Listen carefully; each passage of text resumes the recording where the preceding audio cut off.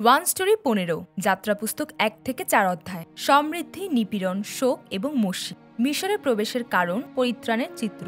ঈশ্বর তার প্রজাদেরকে মিশরে পাঠিয়েছিলেন কারণ তার একটি পরিকল্পনা এবং উদ্দেশ্য ছিল। ঈশ্বরের লোকেদের সৃষ্টি করার জন্য একটি রাজা, প্রজা এবং একটি অঞ্চল থাকতে হবে যেখানে রাজা এবং প্রজারা কোনো রকম সংকোচ ছাড়াই বসবাস করতে পারে। কনান সেই রাজ্যকে প্রতিনিধিত্ব করে, কিন্তু এই রাজ্য কোনো দৃশ্যমান এলাকা নয়, বরং ঈশ্বরের সঙ্গে বিশেষ এক স্থান সম্বন্ধে ধারণা। ঈশ্বরের রাজ্যের রাজা হলেন স্বয়ং ঈশ্বর, যিনি আদি থেকে অনন্তকাল পর্যন্ত নিখুঁত। যখন ঈশ্বরের সাথে আমাদের পাপহীন এবং বিশুদ্ধ সম্পর্ক ছিল, তখন এদনে ঈশ্বরের রাজ্য ছিল, কিন্তু আদম এবং হবার পাপের পতনের পরে তার ঈশ্বরের রাজ্য থাকলো না, এবং আদম ও হবা এবং তাদের বংশধরেরা যারা এদন থেকে বিতাড়িত হয়েছিল তারা ক্রমাগত পাপ করেছে, তাই তারা ঈশ্বরের রাজ্যের সন্ধান পায়নি। কারণ ঈশ্বর তার লোকেদের লালন করার জন্য যে বিধান দিয়েছিলেন তা তারা মেনে চলেনি। তাই ঈশ্বর অব্রাহাম থেকে শুরু করে ঈশ্বরের পরিত্রাণের একটি ছবি বারবার অঙ্কন করেছেন। ঈশ্বরের পরিত্রাণ এই পৃথিবীতে প্রথম আসে প্রাচুর্যের দেশ থেকে, আর প্রথম আহ্বান আসে সে পাপ পরিপূর্ণ পাপের নগরীতে। এরপর তিনি জাগতিকতায় আসক্ত আমাদের মনকে মুক্ত করেন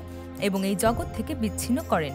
শেষ পর্যন্ত ঈশ্বর আমাদের তার রাজ্য, যা আমাদের সত্যিকারের দেশ, তা বুঝতে ও স্বীকার করতে পরিচালিত করেন যে এই জগৎ ঈশ্বরের লোকেদের বসবাসের জন্য প্রকৃত স্থান নয়। এই কারণেই এই পৃথিবীতে, এমনকি যদি আমরা বিলাসী নাও হই, তবে এই জগতে যাদের সবকিছু আছে তাদের চেয়েও আমাদের মৃত্যুও বেশি আশীর্বাদযুক্ত হবে। আর তার প্রথম পদক্ষেপ হলো এই জগতের প্রতীক সমৃদ্ধ দেশ থেকে বের করে আনা। এই কারণে ঈশ্বর অব্রাহামকে মেসোপটেমিয়ার ধনী অঞ্চল উর থেকে তাকে দুর্ভিক্ষের দেশে কনানে নিয়ে এসেছিলেন। আমরা যদি যীশু খ্রিস্টে বিশ্বাস করি, তবে আমরা কিছু সময়ের জন্য এই পৃথিবীতে অব্রাহাম, ইসাহাক, যাকব এবং যোসেফের মতো সমৃদ্ধ হতে পারি, কিন্তু তা আহ্বানের প্রকৃত উদ্দেশ্য নয়। আমাদের সোনা ও রূপা এবং গরু, ভেড়া, গাধা এবং উট, পুরুষ ও মহিলা কৃতদাস থাকাও সম্ভব, যা অব্রাহাম মিশর থেকে পেয়েছিলেন, কিন্তু এই জিনিসগুলি উপভোগ করার জন্য দেওয়া হয়নি, বরং ঈশ্বর সম্বন্ধে আরো বেশি জানার সাথে সাথে এই জিনিসগুলো একে একে ছেড়ে দেওয়া হয়েছে। যখন ঈশ্বর ইসাহাককে মিশরে না যেতে বলেছিলেন এবং ইসাহাক ঈশ্বরে বাধ্য হয়েছিল, তখন সে যা বপন করেছিল তার 100 গুণ ফসল এবং ঈশ্বরের আশীর্বাদ পেয়েছিলেন। তাকে সমৃদ্ধশালী করে তুলবে বলে নয়, বরং ঈশ্বরের রাজ্যের সমৃদ্ধির স্বাদ পেতে। যাকবকে দেওয়া বৃহৎ মেষপাল মহিলা ও পুরুষ দাস এবং উট ও গাধা, এর অর্থ এই নয় যে সে ঈশ্বরকে ছাড়া ভালোভাবে বেঁচে থাকবেন, বরং ঈশ্বর তাকে, যিনি বিপদের সময় রক্ষা করেছিলেন, সেই ঈশ্বরকে চিনতে এবং তার কাছে ফিরে আসার জন্য। যোসেফের মতো আমাদেরও পার্থিব ক্ষমতা থাকতে পারে, কিন্তু যোসেফকে দেওয়া পরিত্রাণের চূড়ান্ত আশীর্বাদ তা ছিল না। আমাদের অবশ্যই জানা উচিত যে ঈশ্বরের দেওয়া সেই শক্তি, যা সাময়িকভাবে ঈশ্বরের রাজ্যের জন্য আমাদের উপর অর্পিত হয়েছিল। অতএব আমাদের অবশ্যই সেই যাত্রা পুস্তকের কথাগুলো মনে রাখতে হবে, যা ঈশ্বর অব্রাহামকে দিয়ে শুরু করে ক্রমাগত বলেছিলেন। ঈশ্বরের লোকেদের মিশরে পাঠানোর অর্থ হলো তাদের মিশরের প্রাচুর্য উপহার হিসেবে দেওয়ার জন্য নয়, বরং মিশরের মতো বিশ্বের সম্পদ থেকে প্রস্থানের মাধ্যমে ঈশ্বরের ভবিষ্যতে পরিত্রাণের যাত্রা কিভাবে শুরু হবে সে সম্পর্কে একটি বিবৃতি। মিশর ছিল একটি প্রাচুর্যের দেশ, যেখানে লোকেরা চাইলে নীল নদী থেকে জল পেতে পারত। দ্বিতীয় বিবরণ 11 অধ্যায় 13 পদ। মিশর ছিল ঈশ্বরের বাগানের মতো, এবং তা যতটা সমৃদ্ধ ছিল তেমনি তা মূর্তিতে সমৃদ্ধ এবং পাপে পরিপূর্ণ। তাদের প্রাচুর্যের মধ্যে পাপী মানুষ ঈশ্বরকে চিনতে ব্যর্থ হয়েছে, যিনি সেই প্রাচুর্যের মধ্যে প্রকৃতির সমস্ত কিছু এবং জীবন, মৃত্যু এবং ভাগ্য পরিচালনা করেন, এবং তারা ঈশ্বরের মহিমাকে একটি প্রতিমাতে রূপান্তরিত করেছিল। ফলত তাহার অদৃশ্য গুণ, অর্থাৎ তাহার অনন্ত পরাক্রম ঈশ্বরত্ব, জগতের সৃষ্টিকাল অবধি তাহার বিবিধ কার্যে বোধগম্য হইয়া দৃষ্ট হইতেছে।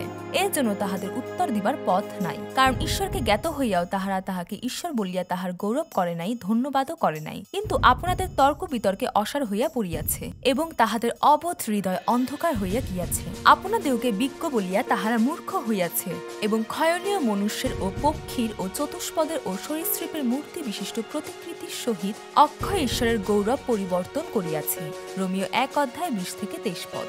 বাইবেল বলে যে মিশরের ঈশ্বরের লোকেরা ফলবন্ত ও অতি বর্ধিষ্ণু ও বহুবংশ হইয়া উঠিল ও অতিশয় প্রবল হইল, এবং তাহাদের দ্বারা দেশ পরিপূর্ণ হইল। এমনকি তারা যত বেশি নিপীড়িত হচ্ছিল, তাদের তত বেশি সমৃদ্ধি হয়েছিল। ঈশ্বর তার লোকেদেরকে এক জাতি, এক দেশে পরিণত করতে, বহু গুণে বৃদ্ধি করতে, সংখ্যায় বৃদ্ধি করতে এবং এত সংখ্যায় পরিণত হতে দিয়েছিলেন যে দেশটি তাদের দ্বারা পরিপূর্ণ হয়েছিল। কিন্তু পাপীরা যারা পৃথিবীতে প্রাচুর্য উপভোগ করতে চায়, তারা সেই সমৃদ্ধির কারণ জানে না। অব্রাহামের থেকে শুরু করে জাকবের মাধ্যমে এবং জোসেফের মাধ্যমে প্রস্থানের পুনরাবৃত্তি অর্থাৎ সেই জায়গা ত্যাগ করে চলে যাওয়া তাদের মনের ইচ্ছা হওয়া উচিত ছিল। পিতামাতা থেকে শুরু করে সন্তান পর্যন্ত সকলের হৃদয়ের ইচ্ছা হওয়া উচিত ছিল, কিন্তু মিশরের ঐশ্বর্য তাদের হৃদয় জয় করার জন্য যথেষ্ট ছিল। ইসরায়েলের বিশ্বাসের উত্তরাধিকার যা প্রজন্ম থেকে প্রজন্মে হস্তান্তর করা উচিত ছিল তা মিশরের প্রাচুর্যে সমাহিত হয়েছিল। রাজা যিনি জোসেফকে চিনতেন না। আর এখন জাকবের পরিবার মিশরে আসার পর ঈশ্বরের নির্ধারিত 400 বছর অতিবাহিত হয়ে গেছে। এখন সেই সময় এসেছে যা ঈশ্বর আব্রাহামের কাছে বলেছিলেন, কিন্তু ঈশ্বরের লোকেরা মিশর ছেড়ে যেতে চায়নি। হয়তো মিশর থেকে প্রস্থানের ইচ্ছা একটি কিংবদন্তি বা রূপকথার মতো হয়ে ওঠে। এই সময় মিশরের একজন রাজা ক্ষমতায় বসেন যিনি জোসেফকে চিনতেন না, যিনি মিশরকে দুর্ভিক্ষ থেকে এবং অন্যান্য দেশ থেকে রক্ষা করার ক্ষেত্রে জোসেফের দক্ষতা জানতেন না, এবং ফলস্বরূপ ঈশ্বরের প্রজাদের উপর যে তদারককারীদের নিযুক্ত করা হয়েছিল তারা তাদের অত্যাচার করেছিল এবং ইসরায়েলিদের দিয়ে কঠোর পরিশ্রম করতে বাধ্য করেছিল। তাদের উৎপীড়ন ও অত্যাচার করা হয়েছিল এবং তাদের ফৌরনের জন্য ভান্ডার নগর পিথম ও রামসিস তৈরি করতে বাধ্য করা হয়েছিল। যারা তাদের প্রাচুর্য উপভোগ করেছিল তাদের জন্য তা অবশ্যই বেদনাদায়ক ছিল, কিন্তু আমরা জানি এর অর্থ এই যে জগতের ঐশ্বর্য কোনো আশীর্বাদ নয়, কিন্তু ঈশ্বরকে জানা প্রকৃত আশীর্বাদ। আর জগতের দারিদ্রতা কোনো অভিশাপ নয়, কিন্তু ঈশ্বরকে না জানা একটি অভিশাপ। তাই ঈশ্বর যেমন জাকবের প্রতি করেছিলেন তদ্রূপ তিনি তার লোকেদের অর্থাৎ ইসরায়েলীদের কোণঠাসা করতে শ্বাসরুদ্ধকর পরিস্থিতির সৃষ্টি করেছিলেন। নিপীড়ন। জোসেফকে চেনেন না এমন একজন রাজার কারণে কষ্ট এবং শ্রম শুরু হয়েছিল এবং বাইবেল বলে যে তারা নিপীড়িত ছিল। এমনকি মিশরের রাজা ইব্রিয় ধাত্রীদের আদেশ দিয়েছিলেন যে তারা জন্মগ্রহণের সময় সমস্ত ইব্রিয় পুত্র সন্তানদের হত্যা করে এবং তার সমস্ত লোককে আদেশ দিয়েছিল যেন তাদের পুত্রের জন্ম হলে নীল নদীতে তাদের ফেলে দিয়ে হত্যা করে। যাত্রাপুস্তক 1:22। ঈশ্বরের যত্ন। ঈশ্বর তার লোকেদের বৃদ্ধির এবং সমৃদ্ধির যত্ন নিয়েছিলেন। মিশরীয় রাজার দ্বারা তারা যত বেশি নিপীড়িত হয়েছিল ততই তারা সমৃদ্ধ হয়েছিল। মিশরীয় রাজার আদেশ অনুসারে সমস্ত শিশুপুত্রকে তাদের জন্মের সময় হত্যা করতে হয়েছিল, কিন্তু ঈশ্বর ধাত্রীদের যত্ন নিয়েছিলেন যারা ঈশ্বরকে ভয় করত এবং তারা মিশরীয় রাজার আদেশ অমান্য করেছিল। যদি আশীর্বাদ ঈশ্বরের কাছ থেকে না আসে তবে তা দুঃখ কষ্ট বয়ে নিয়ে আসবে এবং তা থেকে পালাবার কোনো উপায় থাকবে না, কিন্তু যদি প্রতিকূলতা ঈশ্বরের কাছ থেকে হয় তবে তা আশীর্বাদ নিয়ে আসবে এবং অবশ্যই তা এড়াবার একটি উপায় রয়েছে। বিলাপ, দীর্ঘশ্বাস। যদিও এতক্ষণ পর্যন্ত তারা বিদেশে দাসের মতো বিদেশী হিসেবে বসবাস করেছিল, তবুও ঈশ্বরের লোকেদের মিশরের সমৃদ্ধিতে ডুবে থেকেও কখনো বিলাপ করতে হয়নি, কিন্তু তারা এখন বিলাপ করতে শুরু করেছিল। মিশরীয় রাজার মৃত্যুর পরেও নিপীড়ন বন্ধ হয়নি এবং কঠোর পরিশ্রমের কারণে তারা হাহাকার করছিল এবং কেঁদেছিল, এবং তাদের কান্না ঈশ্বর শুনেছিলেন এবং ঈশ্বর তাদের প্রতি মুখ তুলে চেয়েছিলেন। ঈশ্বর কখনোই তার লোকেদের কষ্ট দিতে দেননি, কিন্তু তিনি ঈশ্বর ও তার রাজ্যের জন্য মিশরীয় রাজার দ্বারা এক মুহূর্তের জন্য এই নিপীড়নের অনুমতি দিয়েছিলেন, যার ফলে ঈশ্বরের লোকেরা মিশরে তাদের জীবন সম্বন্ধে বিলাপ করেছিল। এবং এই সেই সময় যে সম্পর্কে ঈশ্বর ইতিমধ্যে বলেছেন এবং প্রস্তুত করেছেন। এমন নয় যে পরিস্থিতির তীব্রতার কারণে ঈশ্বর কোনো উপায় খুঁজে পাননি, কিন্তু তিনি যেমন ইতিমধ্যে একটি নিখুঁত স্বর্গ প্রস্তুত করেছিলেন এবং সৃষ্টি করেছিলেন, তদ্রূপ নির্গমনের বা বের হয়ে যাওয়ার যাত্রা পরিকল্পনা করেছিলেন। তার প্রজাদের তিনি মিশরে প্রেরণ করেছিলেন এবং যখন তার নিরূপিত প্রস্থানের সময় হয়েছে তখন ঈশ্বরের লোকেরা বিলাপ করতে শুরু করেছিল। আহ্বানের আগে মোশি। তার বিশ্বাসের পূর্বপুরুষদের মতোই মোশিও বিশ্বাসের একই যাত্রার মধ্য দিয়ে গিয়েছিলেন এবং ঈশ্বরের প্রতিনিধি হিসেবে ব্যবহৃত হন। মোশিরও বিশ্বাসের অস্থিরতা এবং কিছু দুর্বলতা ছিল, কিন্তু বাইবেল বলে মোশির তুল্য কোনো ভাববাদী ইসরায়েলের মধ্যে আর উৎপন্ন হয় নাই। সদাপ্রভু তাহার সঙ্গে সম্মুখাসম্মুখী হইয়া আলাপ করিতেন, কিন্তু তিনিও ঈশ্বরের অনুগ্রহ এবং সহায়তা ছাড়া তিনি কেবল একজন পাপী মানুষ। নল খাগড়ার ঝুড়ি। মোশি একজন লেবীয় পরিবারে জন্মগ্রহণ করেছিলেন। মোশির আগে ইতিমধ্যেই তার বড় ভাই হারুন এবং তার বড় বোন মরিয়ম ছিল, এবং হারুন মোশির চেয়ে 3 বছরের বড় ছিলেন, কিন্তু মরিয়মের সাথে তার বয়সের যথেষ্ট ব্যবধান ছিল। মোশি যখন জন্মগ্রহণ করেন তখন তার মা যোকেবেদ দেখেছিলেন যে মোশি তিনি অন্যান্য সন্তান ও অন্যান্য শিশুর চেয়ে আলাদা ছিলেন। তাই যদিও মিশরীয় রাজা সমস্ত ছেলে মেয়েকে নীল নদের নদীতে হত্যা ও ফেলে দেওয়ার আদেশ দিয়েছিলেন, তবুও তিনি 3 মাসের জন্য শিশুটিকে লুকিয়ে রেখেছিলেন, এবং যখন তিনি তাকে আর লুকিয়ে রাখতে পারলেন না তখন তিনি বিটুমিন এবং খড় দিয়ে তৈরি একটি নল খাগড়ার ঝুড়িতে মোশিকে রেখে দিলেন এবং নীল নদীর ধারে নলগুলির মধ্যে রেখে দিলেন, এবং মরিয়ম তার উপর নজর রাখলেন। মোশির সম্বলিত নল খাগড়া হলো সেই জাহাজের মতো যা জলপ্লাবনের বিচারের সময় ঈশ্বরের লোকেদের জীবন বাঁচিয়েছিল, এবং নির্গমনের মরুভূমিতে আবাস তাম্বুর সিন্দুকের মতো এই বিষয়টি প্রকাশ করে। নল খাগড়ার ঝুড়িতে নোহের জাহাজের মতোই পিচ লাগানো হয়েছিল, এবং আবাস তাম্বুর সোনা দিয়ে আচ্ছাদিত নিয়ম সিন্দুক পাপের বলির রক্ত দিয়ে ছিটিয়ে দেওয়া হয়েছিল। মোশির জীবনে নলের ঝুড়ির মাধ্যমে রক্ষা পাবে, যেমন নোহের জাহাজের মতো জল প্লাবনের বিচারের সময় ঈশ্বরের লোকেদের রক্ষা করেছিল, এবং ভবিষ্যতে তিনি ঈশ্বরের লোকেদের নেতা হয়ে উঠবেন এবং তিনি আবাসতাম্বুর সিন্ধুকের মাধ্যমে তাদের রক্ষা করবেন। মোশি ফরৌন সমস্ত পুত্র সন্তানের জন্মের পর হত্যা করার আদেশ দিয়েছিলেন, কিন্তু ঈশ্বরের পরিকল্পনা অনুসারে ফরৌনের কন্যা নীল নদীতে স্নানের জন্য এসেছিল এবং মোশিকে সেখানে খুঁজে পেয়েছিল। তার হৃদয়ে করুণার সঞ্চার হয়েছিল এবং মোশির বোন সেই সময় উপস্থিত হয়েছিল ও মোশির মায়ের সাথে তার পরিচয় করিয়ে দিয়েছিল। আর মোশি তার আসল মায়ের হাতে নিরাপদে বেড়ে ওঠেন, এবং যখন মোশি বড় হয়ে উঠেন তাকে ফরৌনের কন্যার কাছে পাঠানো হয়েছিল এবং একজন মিশরীয় রাজকুমার হিসেবে মিশরীয়দের সমস্ত জ্ঞান শিখিয়েছিলেন এবং সমস্ত কিছুতে সাবলীল ও পারদর্শী হয়ে ওঠেন। ফরৌনের কন্যা শিশুটির নাম রাখেন মোশি, কারণ তিনি তাকে জল থেকে বের করে এনেছিলেন। নল খাগড়ার ঝুড়ি দিয়ে মোশির নামের অর্থ এও ইঙ্গিত করে যে ভবিষ্যতে মোশি ঈশ্বরের লোকেদের মিশর এবং মৃত্যুর জল লোহিত সাগর থেকে উদ্ধার করবেন। যাত্রা পুস্তক 14 অধ্যায়। মোশিকে আহ্বান। মোশি ঠিক কখন ঈশ্বরের পরিত্রাণের আহ্বান পেয়েছিলেন তা আমরা জানি না। যখন তিনি 80 বছর বয়সে তার আহ্বান পেয়েছিলেন, তখন তাকে পরিত্রাণের আহ্বানের পরিবর্তে মিশরের আহ্বান হিসেবে দেখা ভালো।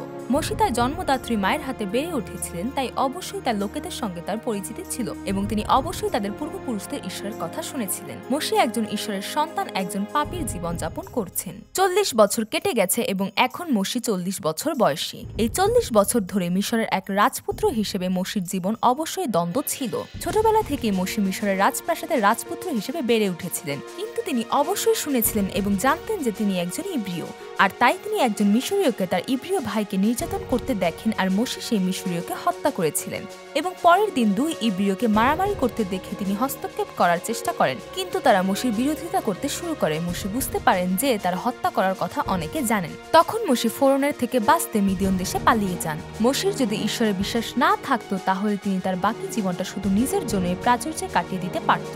তবে তার অবশ্যই বিশ্বাস ছিল, যদিও তিনি এখনো উত্থান পতনের প্রক্রিয়া ছিলেন। বিশ্বাসে মোশি বয়প্রাপ্ত হইলে পর ফরৌনের কন্যার পুত্র বলিয়া আখ্যাত হইতে অস্বীকার করিলেন। তিনি পাপজাত ক্ষণিক সুখভোগ অপেক্ষা বরং ঈশ্বরের প্রজাবৃন্দের সঙ্গে দুঃখভোগ মনোনীত করিলেন। তিনি মিশরের সমস্ত ধন অপেক্ষা খ্রিস্টের দুর্নাম মহাধন জ্ঞান করিলেন, কেননা তিনি পুরস্কার দানের প্রতি দৃষ্টি রাখিতেন। ইব্রিয় 11 অধ্যায় 24-26 পদ। এটি এখনো ঈশ্বরের সময় বা পথ নয়। মিশরের রাজপুত্র হিসেবে 40 বছরে মোশি যার দক্ষতা, সামর্থ্য, শক্তি এবং প্রতিভা ছিল, তিনি যেমন ভেবেছিলেন সেভাবে প্রস্তুত হয়েছিলেন। মোশি ভেবেছিলেন যে তার ভাইরা বুঝতে পারবে যে ঈশ্বর তার মাধ্যমে তাদের রক্ষা করছেন, কিন্তু এটি দেশ থেকে বের হয়ে যাওয়ার জন্য ঈশ্বরের নির্ধারিত সময় নয়, কিংবা ইসরায়েলীয়দের রক্ষার জন্য ঈশ্বরের পরিকল্পনা নয়। মোশি ভেবেছিলেন ইসরায়েলীয়দের রক্ষা করার জন্য ঈশ্বর দ্বারা ব্যবহৃত হতে তিনি সম্পূর্ণভাবে প্রস্তুত ছিলেন, কিন্তু মোশির মাধ্যমে ঈশ্বরের লোকেদের রক্ষা করার পরিকল্পনা ছিল আরো বড় এক চিত্র। তা কেবলমাত্র 1 বা 2 জন লোককে বের করে আনা নয়, বরং সমস্ত ইসরায়েলীয়দেরকে একযোগে মিশর দেশ থেকে বের করে আনা, ঠিক যেমন ব্যাবিলনের থেকে বের হয়ে আসার মতো। আরো 40 বছর। শেষ পর্যন্ত মোশি মিদিয়নের মরু প্রান্তরে যান এবং আরো 40 বছর ধরে প্রস্তুত হন। যদি পূর্ববর্তী 40 বছর ছিল শক্তি এবং সামর্থ্য সহ সক্ষমতার জন্য প্রস্তুতির সময়, তবে পরবর্তী 40 বছর হলো নিজেকে অস্বীকার করার এবং প্রকৃত প্রজ্ঞা অর্জন করার সময়কাল।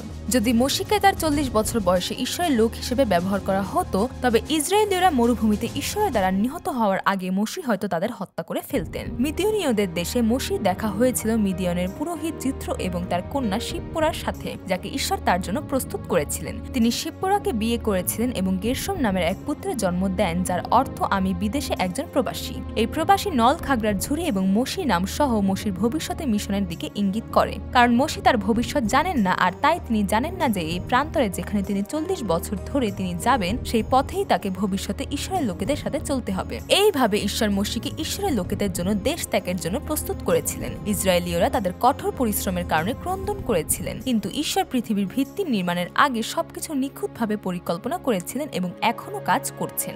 মোশি যিনি অপরিচিতের জীবনযাপন করেন, তিনি মিশনের আহ্বান পেয়েছিলেন। মোশি মিশনের আহ্বান গ্রহণ করেন। এটি যোসেফের মতো একই মিশনের আহ্বান গ্রহণ করা। মোশি তার শ্বশুরের পাল চড়াতেন এবং একদিন তিনি হোরেব পর্বতে আসেন এবং সেখানে তিনি ঈশ্বরের সাথে দেখা করেছিলেন এবং ঈশ্বর সেখানে মোশির জন্য অপেক্ষা করছিলেন। যখন মোশি দেখলেন যে জ্বলন্ত ঝোপটি পুড়ে যাচ্ছে না, তখন তিনি কাছে গেলেন এবং ঈশ্বর জ্বলন্ত অগ্নির মধ্য থেকে মোশিকে ডাকলেন। ঠিক যেমন ঈশ্বর যাকবকে বলেছিলেন না, এখন তিনি এমনকি যাকবের নাম রেখেছিলেন এই বলে যে আমি তোমার পূর্বপুরুষদের ঈশ্বর, অব্রাহামের ঈশ্বর, ইসাহাকের ঈশ্বর এবং যাকবের ঈশ্বর। এখন ঈশ্বর মসি এবং ইসরায়েলের লোকেদের কাছে তাদের পূর্বপুরুষদের মতো মসির ঈশ্বর হয়ে উঠবেন। ঈশ্বর স্পষ্টভাবে বলেছেন যে তিনি মিশরের ঈশ্বরের লোকেদের দুঃখ কষ্ট দেখেছেন এবং কান্না শুনেছেন এবং তাদের দুঃখ জানেন। তাই ঈশ্বর বলেছিলেন যে তিনি নেমে যাবেন এবং মিশরীয়দের হাত থেকে তাদের উদ্ধার করবেন এবং তাদের সে দেশ থেকে দুধ ও মধু প্রবাহিত দেশে নিয়ে যাবেন। এবং তিনি মসিকে বললেন যাও। ঈশ্বর মসিকে পাঠিয়েছিলেন এবং বলেছিলেন যে ঈশ্বর তার লোকেদের ইসরায়েলীয়দেরকে মিশর থেকে বের করে নিয়ে যাবেন। বিষয় হলো ঈশ্বর আর ঈশ্বর কি করতে চান। যাই হোক, মসি যিনি জানেন না যে এই সমস্ত ইতিহাসে ঈশ্বর কি করেছেন এবং করবেন, তাই তিনি এখনই মানতে পারবেন না। মসি যিনি জানতেন না যে তিনি কিভাবে প্রস্তুত ছিলেন, তাই এই বলে শুরু করেছিলেন, ফরৌনের কাছে গিয়ে ইসরায়েলের সন্তানদের মিশর থেকে বের করে আনতে আমি কে? তারা আমাকে বিশ্বাস করবে না বা আমার কথা শুনবে না এবং তারা আমাকে বলবে যে সদাপ্রভু তোমাকে দর্শন দেন নাই। যাত্রা পুস্তক 4 অধ্যায় 1 পদ। মসি বলেছিলেন, হে প্রভু, আমি কথা বলতে পারদর্শী নই, আপনি যোগ্য কাউকে পাঠান। যাই হোক, মসির আনুগত্যের ব্যর্থতা এখন অবাধ্যতা না হয়ে মসির মৃত্যু হিসেবে দেখা ভালো। যদি মসি 40 বছর বয়সী হতেন, অবশ্যই তিনি আমেন বলতেন এবং আনুগত্য করতেন। কিন্তু মসি এখন মারা যাচ্ছেন এমন অবস্থা, তার শরীরের উপরে তার কোনো আস্থা নেই এবং তার আর কোনো মানবিক ইচ্ছা নেই। কিন্তু এই কারণে ঈশ্বর এই সময় মসিকে ডেকেছিলেন। 80 বছর বয়সে মসি এই কাজ অবশ্যই করতে পারে না, তাই মসি বললেন, আমি এটা করতে পারবো না। যাই হোক, অহংকারী হওয়া এবং ঈশ্বর ছাড়া আমি এটা করতে পারি বলা অবশ্যই আমি এটা করতে পারি না বলার থেকে আলাদা, কারণ সত্যি আমরা দুর্বল। ঈশ্বর এই যাত্রার নেতা হিসেবে মসিকে উত্থাপন করবেন যিনি এটা করতে অক্ষম ছিলেন। ঈশ্বর প্রান্তরে 40 বছর বয়সকে নস্যাৎ করেন, যে বয়স বলে আমি এটা করতে পারবো, এবং এখন তিনি নিজেকে প্রকাশিত করেছেন 80 বছরের মসির কাছে, যে বলছে আমি এটা করতে পারবো না। মসি তার লোকেদের ঈশ্বরের উদ্দেশ্যের দিকে নিয়ে যাবেন, কারণ এটি অব্রাহামকে দেওয়া চুক্তি, ঈশ্বরের পদ্ধতি এবং যোসেফকে দেওয়া ঈশ্বরের স্বপ্ন এবং ঈশ্বরের দর্শন। মসির মাধ্যমে ডাকার আগে ঈশ্বর ইসরায়েলীয়দের জন্য কি করেছিলেন তা তাদের জানতে হবে, আর তাদের বিশ্বাস করতে হয়েছিল এবং কনানে যাওয়ার জন্য মরুভূমির মধ্য দিয়ে যেতে হয়েছিল, যা ঈশ্বর অব্রাহামের সময় থেকে বলেছিলেন। যাই হোক, যেহেতু ইসরায়েলীয়দের কাছে তাদের ঈশ্বরের চেয়েও মিশর বড় ছিল, তাই তাদের 40 বছর ধরে প্রান্তরের মধ্যে দিয়ে যেতে হয়েছে যেন তারা সেই ধারণা এবং উপলব্ধিকে হত্যা করতে পারে, আর যা কিনা হবে সেই প্রান্তরে ঈশ্বরের উদ্যোগের গল্প, যা তিনি তার লোকেদের ডাকার আগে পরিকল্পনা করেছিলেন এবং প্রস্তুত করেছিলেন, এবং ঈশ্বরের ভালোবাসার গল্প, যা ইসরায়েলের ঈশ্বরের লোকেদের ডাকার জন্য পরিবেশকে প্রস্তুত করেছিল এবং মসিকে প্রস্তুত করেছিল, যিনি লোকেদের নেতৃত্ব দেবেন তা অব্যাহত থাকবে। আমেন।